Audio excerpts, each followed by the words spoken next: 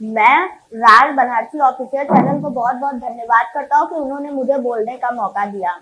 और मैं अपना परिचय पहले देता हूँ कि परदादा श्री सीताराम सेठ और गोपी सेठ भाई उनके थे, बलि शक्तिशाली भी थे, तंत्र में सरस्वती माई उनके। दादा श्री राजा राम सेठ थे सोने के सौदागर वे, बर्मा तक पैदल जाते थे, पारखी सभी गुड़ आगर वे। पिताजी श्री लक्ष्मण सेठ है, उनके हम दोनों है लड़के, आकाश और मयंक सेठ है, अपने कामों में बढ़ चढ़ के। मकान नंबर A28/75 आदमपुरा में रहते हैं, है शहर बनारस जन्मभूमि, आपस में प्रेम से रहते हैं। कहते हैं हम कविता कुछ ऐसा जिसका की जोड़ नहीं कोई, कहते वीर रस की कविता ऐसा जिसका की तोड़ नहीं कोई। जब बच्चा समझकर बुझे मन से कवियों ने बोला अब तुम वाचो, वह कविता से मेरे खुश हुए, न कुछ वाचो न कुछ छाटो। दस्तखत है बहुत से लोगों का जो खुश हुए मेरे कविता से, नाना बल्लू सिंह का प्रसाद है ये नाकाम न होगा यह कहके। अब मैं राजा पुरु पर कविता सुनाऊंगा कि जब पुरु राजा भी बना बंदी था पेश सिकंदर के सम्मुख, कैसा उनसे व्यवहार करूं पूछा था पुरु के उन्मुख।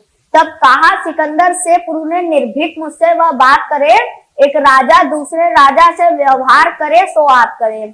सर झुके बड़ों के आदर में यह बात समझ में आती है, झुकना शत्रु के सम्मुख हो छाती फटने लग जाती है। सर झुक जाएगा क्या मेरा, झुक सकता सर का बाल नहीं, ताकत हो तो सर कटवा दो फिर चलेगी और कोई चाल नहीं। होकर प्रसन्न सिकंदर ने तब बगल में बैठाया पुरु को, निर्भीक निश्चल स्वाभिमानी लख दोस्त बनाया था पुरु को। बोला जो सपना देखा था विश्व विजय वाला मैंने, वीरता देख आगे बढ़ने का सपना त्याग दिया मैंने। अब मैं ब्राह्मण राजा दाहिर के ऊपर कविता सुनाऊंगा कि यह ब्राह्मण राजा दाहिर है, लाहौर सिंध का राजा था, भगवान राम के वीर पुत्र लव ने लाहौर बसाया था। मोहम्मद बिन कासिम खलीफा सन ईस्वी 815 में भारी सेना लेकर भेजा, सेनापति को उसने रण में। दाहिर राजा को लूटा था सर काट लिया था दाहिर का, दो पुत्री और खजाना वह लूट जगत को जाहिर था। तब पेश खलीफा के सम्मुख किया सेनापति ने ले जाकर, तब कहा दोनों ललनाओं ने एक बात सुनो चित्त में लाकर, रास्ते में ही हम दोनों को सेनापति ने बर्बाद किया, अब आपके लायक नहीं रहे या आपका भी मर्यादा लिया। सुनकर इन बातों को क्रोधित हो गए खलीफा सर भर में, सेनापति को चमड़े में सिलवाया जिंदा पल भर में। तब कहा दोनों ललनाओं ने यह पिता के सर का बदला है, अब चाहे मृत्यु दंड मिले सर देने को जी मचला है। तब क्रोध विरोध से व्याकुल हो सर कटवाया उन दोनों का, इतिहास प्रसिद्ध हुई लड़की हो गया नाम अमर उनका।